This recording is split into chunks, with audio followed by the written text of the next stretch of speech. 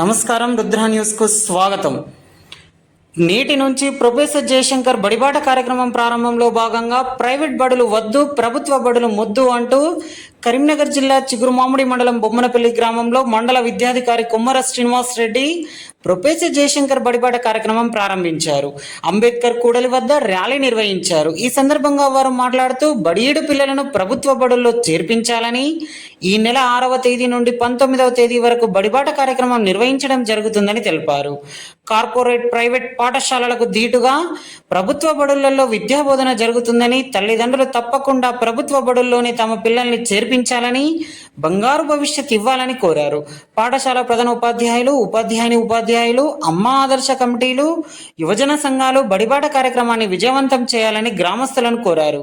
ఈ కార్యక్రమంలో ప్రధాన ఉపాధ్యాయులు లక్ష్మణరావు, ఉపాధ్యాయులు కానుగంటి రాజమౌళి, శామయ్య, జోష్న, శంకరమ్మ, ప్రతిమ, ఎంపీటీసీ మిట్టపల్లి మల్లేశం, రవీందర్, జ్యోతి, సరోజన, షబానా ఆజ్మీ, అమ్మ ఆదర్శ కమిటీ సభ్యులు, గ్రామస్తులు తదితరులు పాల్గొన్నారు.